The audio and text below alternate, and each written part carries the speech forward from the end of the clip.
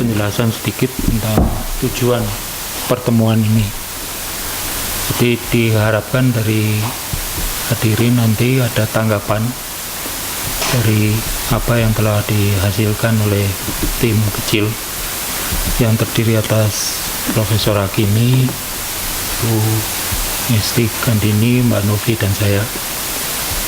Dan dalam rangka KSI, Knowledge Sector Initiative, tim kecil ini diberi tugas untuk sebenarnya tidak hanya critical appraisal, tapi istilahnya knowledge packaging atau mengemas pengetahuan atau informasi yang telah dihasilkan oleh PKMK selama ini melalui proyek-proyeknya. Tetapi terpaksa terhenti sampai tahap critical appraisal dari laporan karena laporannya sendiri masih kurang kuat bukti yang dihasilkan karena menggunakan rancangan yang sangat sederhana dan juga kerangka konsep yang mungkin juga belum begitu jelas. Tapi idealnya digabung dengan hasil critical appraisal dari laporan-laporan sejenis atau penelitian sejenis, kemudian di sintesis, kalau perlu di meta analisis, kemudian disimpulkan dan diterjemahkan dalam bentuk siap pakai. Hanya membutuhkan informasi yang sudah dikemas ini para praktisi supaya mereka bisa langsung membuat keputusan berdasarkan bukti-bukti kuat yang telah dihasilkan oleh para peneliti dan juga para pelaksana proyek atau perancang proyek. Nah, pertemuan ini karena sebatas melaporkan hasil critical appraisal, yang dibutuhkan dari Anda sekalian adalah tanggapan terhadap critical appraisal ini, karena mungkin salah memahami apa yang ditulis oleh para pelaksana proyek, dan juga ada hal-hal yang perlu ditambah atau dirubah. Dan selain perbaikannya nanti yang juga akan dimuat di website dari PKMK adalah tanggapan dari Anda sekalian.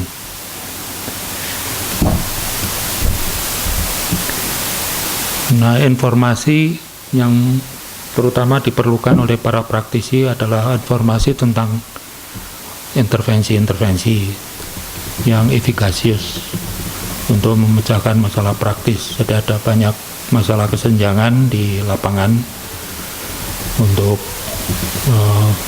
masalah pengendalian penyakit, dan yang terbanyak kami periksa atau telah adalah dari divisi public health karena laporannya yang paling banyak dan sudah dalam bentuk yang lebih mudah untuk dipelajari. Tapi totalnya nanti dari public health, divisi public health ada 6 laporan, sedangkan dari 2 divisi yang lain ada 4 laporan.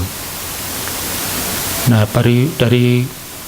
bagi para praktisi yang dibutuhkan selain dalam bahasa yang operasional, juga yang diharapkan dengan sendirinya buktinya valid ya. Nah, artinya valid atau berbobot, ini rancangan yang dipakai kuat, tidak hanya soal pengumpulan data secara valid dan reliable, juga pengolahan datanya valid, tapi juga soal penafsiran. Jadi sebanyak mungkin variabel-variabel confounding dikendalikan. Nah, selain dari kerangka konsepnya dan juga waktu pelaksanaannya. Nah, bagi para pengguna informasi yang diharapkan idealnya adalah yang di puncak ini, informasi yang telah di systematic review. Jadi selain menggunakan rancangan RCT, Randomized Control Trial, juga dikumpulkan secara komprehensif dari seluruh dunia, disaring, kemudian di critical appraisal. Nah, kami hanya sampai critical appraisal itu saja, hanya satu. Kemudian disintesis dan disimpulkan. Tapi nanti idealnya berbentuk systematic review, dan kalau tidak ada halangan, ada kelanjutan selama 1 tahun berikut untuk lebih banyak melakukan ini. Jadi sekali lagi yang diharapkan nanti komentar-komentar.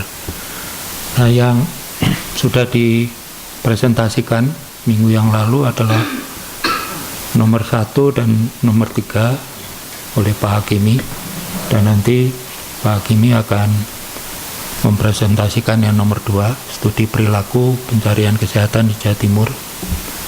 Kemudian sekarang saya akan mempresentasikan nomor 5 dan 6 di Papua. Telah diadakan suatu kegiatan yang namanya Evidence Based Planning and Budgeting di bidang KIA.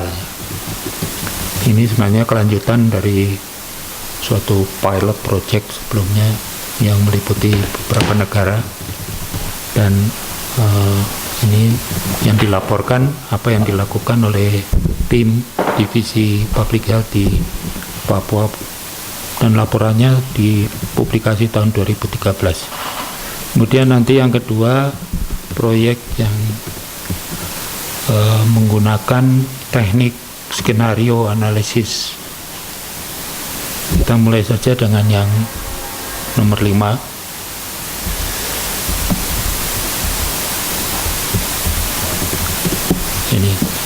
Ini tentang apa yang dilakukan, tujuannya, metode yang dipakai, dan hasilnya bagaimana. Saudara dapat membaca secara lengkap. Yang saya laporkan di sini hanya komentar saya. Jadi untuk mencapai universal coverage dalam bidang MNC/AIDS ini, pemerintah, tepatnya pemerintahan ya, kalau pemerintah cuma satu, pemerintahan pusat dan daerah harus mampu meningkatkan sumber daya uang. Jadi termasuk pooling, mengumpulkan income generating dan pooling untuk meningkatkan jenis pelayanan, kemudian meningkatkan cakupan, dan mengurangi biaya yang ditanggung sendiri. Di sini ada suatu diagram dari WHO yang menggambarkan ini. Jadi kotak atau kubus yang biru ini menunjukkan dana atau sumber daya uang yang dapat dikumpulkan pada keadaan sekarang. Jadi strategi dari pengelola adalah melebarkan sayap ke 3 dimensi ini. Yang satu untuk yang ke arah kanan ini mengembangkan jenis pelayanan yang mungkin belum tercover atau belum ada, perlu diadakan. Jadi kalau kita tahu untuk penyakit-penyakit prioritas, dalam hal ini penyakit-penyakit KIA yang prioritas, tidak hanya masalah klinik atau tahap klinik, tapi tahap-tahap sebelumnya juga perlu diberikan pelayanan. Jadi untuk pencegahan primordial, pencegahan primer, pencegahan sekunder, tersier, dan rehabilitasi. Misalnya untuk BBLR ada kegiatan di tahap primordial, jadi sebelum seorang ibu itu menjadi kasus risiko tinggi. Kemudian ada pelayanan-pelayanan yang menyangkut pencegahan primer yang ditujukan pada ibu-ibu risiko tinggi. Kemudian bisa dideteksi awal dan ada tindakan dini, ini pencegahan sekunder. Kemudian ada pelayanan yang mencakup pencegahan tersier, ini mungkin paling banyak yang sekarang dilakukan. Jadi kalau bayi lahir dan ternyata BBLR, apa yang harus dilakukan supaya tidak meninggal dan tidak cacat. Selanjutnya ada tahap rehabilitasi supaya tetap bisa berfungsi normal. Ini dimensi yang pertama. Kemudian dimensi yang kedua ke kiri, cakupan pelayanan, jadi terutama ke kelompok-kelompok penduduk yang belum mendapat pelayanan. Di Papua mungkin ada banyak kelompok-kelompok penduduk seperti ini. Dan yang tidak kalah pentingnya dimensi yang ketiga ini, bagaimana pihak pemerintah mengurangi beban masyarakat dalam hal ini pembiayaan. Tidak hanya pembiayaan untuk pelayanannya, tapi juga pembiayaan untuk mencapai pelayanan tersebut. Jadi kalau ada kesempatan untuk menambah, dan memang harus diupayakan untuk menambah dana-dana ini, apalagi ada pembiayaan istimewa untuk daerah-daerah istimewa seperti ini. Jadi kembali ke tadi, ini yang perlu dipikirkan. Jadi kalau memakai kerangka konsep seperti ini, ada pegangan bagi si pengelola proyek untuk mengamati atau mengintervensi ke arah-arah tertentu. Kemudian yang dapat saya tangkap dari membaca laporannya, bahwa intervensi-intervensi ini masih kurang efikasius. Ada upaya mengadakan workshop, capacity building, kemudian membentuk tim-tim evidence-based planning and budgeting, tapi kurang waktunya mungkin, hingga dan masih banyak persiapan-persiapan atau membina hubungan baik dengan berbagai instansi sektoral maupun ya terutama intersektor, karena ini masalah lintas sektor. Jadi dibutuhkan konstruk intervensi. Secara konseptual intervensinya apa? Misalnya membangun tim EBP ini. Nah, secara operasional timnya itu seperti apa, komposisinya, isinya orang-orang dengan kemampuan apa, kemudian interaksinya di dalam tim itu, tugasnya dan sebagainya. Jadi konsepnya harus valid. Kemudian ada intervensi pelatihan-pelatihan atau team building dan sebagainya. Dan mungkin ada banyak intervensi yang belum sempat dilakukan. Dan untuk suatu proyek atau intervensi untuk memperlihatkan hasil memang butuh waktu. Dan khusus kalau saya tangkap dari laporan ini, ada masalah hubungan interpersonal antar instansi. Jadi itu perlu dibangun. Belum lagi antara para pendatang ini yang dari UGM ini membangun hubungan yang baik dengan orang-orang setempat. Kemudian evidence base ini apa maksudnya? Jadi kalau mengikuti kerangka konsep dari John Hopkins ini, School of Public Health, ini sebagai contoh saja ya, bahwa kerangka konsep ini kadang-kadang memang bermanfaat karena menjadi pegangan untuk intervensi atau untuk pengamatan. Jadi ada 3 macam evidence. 2 dari hasil surveillance, yaitu status kesehatan penduduk, kemudian juga determinannya, penyebabnya apa, akar penyebabnya apa. Tapi juga ada bukti dari ini tadi yang kaitannya dengan knowledge management. Jadi intervensi-intervensi yang terbukti berdaya guna. Kemudian berdasarkan bukti-bukti ini, para pengelola upaya kesehatan perorangan dan masyarakat harus membuat keputusan. Yang pertama tadi yang menyangkut increase investment. Jadi modalnya itu memang harus dibesarkan. Dan khusus untuk Provinsi Papua memang oleh pemerintah pusat diberi dana dana khusus atau kesempatan untuk menggunakan dana-dana khusus, dan mungkin juga dana-dana lokal dari pendapatan asli setempat.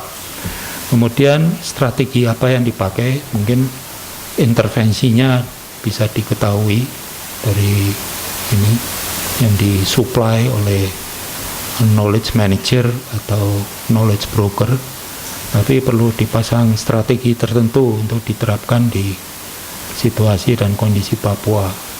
Kemudian ini yang menyangkut kerjasama lintas sektor, dan nanti untuk pertanggungjawaban di depan DPRD dan pertanggungjawaban langsung ke masyarakat, dan ini semua melibatkan masyarakat itu sendiri. Jadi dengan kerangka konsep semacam ini, intervensinya dapat kita arahkan ya, supaya lebih sukses. Ini yang pertama. Kemudian proyek yang lain mengenai penggunaan teknik skenario development atau skenario analysis. Jadi sebenarnya membuat skenario ini tidak untuk memprediksi, tetapi gunanya untuk menganalisa kemungkinan-kemungkinan apa yang dapat terjadi. Lalu untuk masing-masing kemungkinan ini sebaiknya diadakan tindakan apa supaya dalam jangka waktu berikut skenarionya berubah sesuai dengan kehendak kita. Nah, analisa skenario ini khusus dalam rangka ini soal jaminan kesehatan nasional di 10 provinsi, dan ini yang dilaporkan baru monitoring yang pertama, jadi untuk periode Januari Juni. Kemudian periode berikut dilihat apakah skenario atau skenario yang mana yang terjadi. Nah, kalau dicermati di dalam laporan terlihat bahwa ada 2 dimensi yang dipakai untuk menulis skenario, yaitu yang pertama ketersediaan sarana dan sumber daya manusia kesehatan, dan 2 penyerapan dana investasi. Jadi kalau 2 hal ini yang dipakai untuk menulis skenario, akan terbentuk 4 skenario seperti ini. Jadi poros atau aksis vertikal ini untuk menunjukkan tingkat penyerapan dana investasi. Kita bagi saja, ada daerah-daerah yang penyerapannya tinggi, ada yang rendah. Kemudian masalah ketersediaan sarana dan sumber daya manusia, ada yang rendah dan tinggi. Jadi ada 4 macam skenario, tapi di dalam laporan ini yang saya tangkap ada 3 skenario. Mungkin saya salah. Skenario yang optimis ya, kalau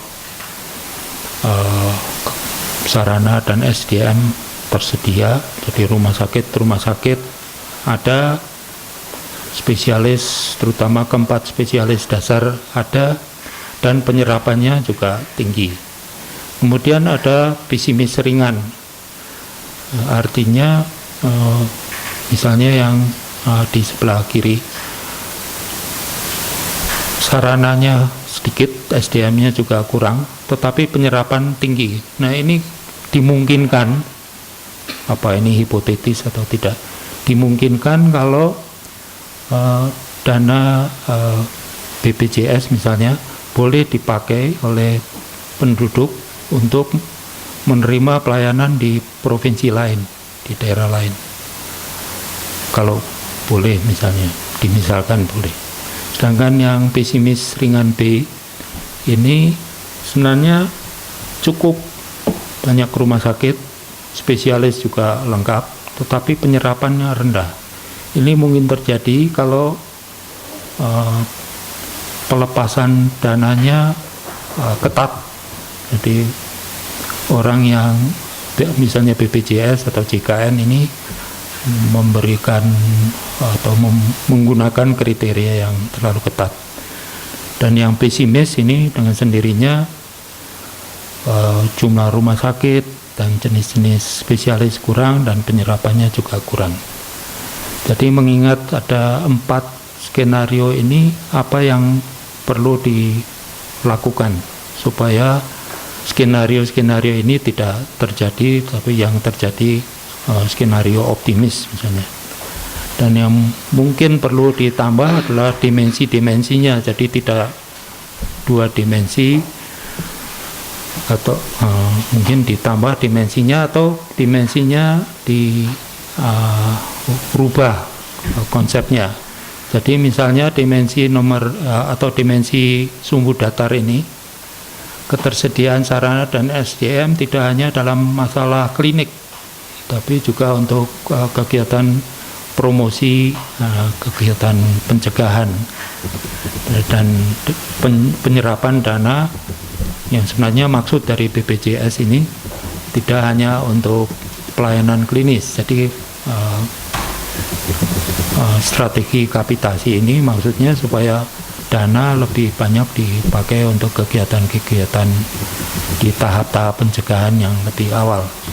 Jadi membuat skenarionya bisa tetap 2 dimensi, tetapi pemahamannya tentang 2 sumbu ini disesuaikan dengan tujuan idealnya. Kemudian intervensi-intervensi bisa diarahkan supaya ini bisa terlaksana. Jadi soal kuratif, preventif, kemudian juga penghimpunan dananya tidak sektor kesehatan saja, tapi menjadi urusan Pemda sebenarnya. Kemampuan dari Pemda untuk menghimpun dana dan untuk menggunakan dana untuk kepentingan semua tahap pencegahan penyakit-penyakit prioritas. Jadi ini kira-kira komentar dari saya untuk 2 proyek ini. Mungkin dari audiens ada yang ingin menambahkan atau mengkoreksi, terutama teman-teman dari divisi public health. Silakan.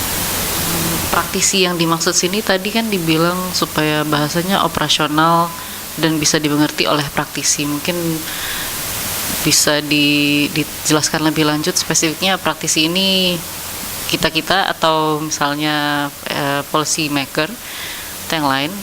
Lalu untuk tadi juga ada beberapa misalnya rancangannya kurang berdaya guna, itu mungkin ada parameter yang digunakan Pak untuk menilai bahwa workshopnya kurang efficacious atau intensitasnya kurang efficacious. Mungkin ada standar-standar yang bisa diacu, berapa kali itu efficacious dan berapa kali itu tidak efficacious. Lalu untuk tim EBP juga mungkin agak kurang sedikit sulit untuk menerapkan misalnya konsep tim yang ideal sebagai planner di level provinsi, karena pada saat melakukan proyek ini tentunya kan ada banyak pertimbangan. Misalnya siapa-siapa saja institusi kunci yang harus dilibatkan, apakah Bapeda, Dinas Kesehatan Provinsi, dan akademisi, yang mungkin kadang-kadang kita ingin orang yang memiliki standar kualitas tertentu tapi itu tidak tersedia atau tidak bisa dilibatkan dan sebagainya. Kira-kira itu bagaimana untuk menyiasatinya, dan juga untuk strategi yang evidence based atau yang bisa diterapkan di Papua. Ada beberapa strategi yang ditelurkan dari workshop itu memang tujuannya mendapatkan masukan dari planner dan implementer program di Dinas Kesehatan maupun di rumah sakit, sehingga strateginya itu maksudnya memang mereka yang buat karena supaya lebih implementatif di level itu. Ya mungkin itu dulu Pak Rusdi, terima kasih banyak. Mungkin dari tim IC yang lain bisa menambahkan. Jadi yang pertama dulu, jadi divisi public health dalam ini berperan sebagai penghasil informasi, penghasil pengetahuan. Nah, supaya pengetahuan ini bermanfaat bagi praktisi, pengetahuan ini diharapkan valid, kemudian bisa digabung dengan informasi serupa lalu disintesis menjadi bukti yang lebih kuat bagi para praktisi. Nah, para praktisi di sini siapa? Jadi ada orang-orang di daerah-daerah lain atau di negara-negara lain dalam posisi yang sama sebagai kepala dinas atau mungkin dari Pemda yang membutuhkan informasi intervensi apa yang akan berdaya guna untuk tujuan-tujuan dalam hal ini untuk mungkin meningkatkan coverage atau untuk mencapai universal coverage MNC/AIDS. Ya. Jadi mereka minta rujukan. Nah, kalau informasi yang kita hasilkan berbobot dan kita kemas sehingga dapat dipahami dalam bahasa yang dimengerti. Kalau Cochrane kan biasanya ada satu seksi yang judulnya plain language, laporan dalam bahasa sederhana. Ini sebenarnya disediakan untuk para praktisi di sini, perencana, pembuat keputusan, tergantung ini mengenai informasi apa, bisa sampai para dokter, perawat dan sebagainya, atau bahkan masyarakat umum yang ingin tahu. Jadi sudah dikemas demikian rupa sehingga mudah dipahami, tetapi dengan asumsi informasi ini memang valid. Nah, soal valid ini maksudnya apa? Konsep-konsepnya berbobot enggak? Misalnya soal tim-tim EBB ini. Sebenarnya pertanyaannya lebih ditujukan ke para pengelola proyek. Anda memakai rujukan apa membentuk tim seperti itu? Bukti dari para ahli atau pendapat dari para ahli itu seperti apa kalau membentuk tim seperti itu? Tapi yang intervensinya kan diarahkan ke situ supaya ini terbentuk. Lalu kita berpikir sebaiknya intervensinya strateginya bagaimana? Yang bekerja akhirnya kan orang-orang lokal, orang-orang setempat. Dan kalau bisa kan Pemdanya jadi lintas sektor. Jadi intervensinya tidak ke sektor kesehatan saja, tapi lintas sektor yang menyangkut kubus atau kotak yang biru ini, menambah sumber dayanya ini.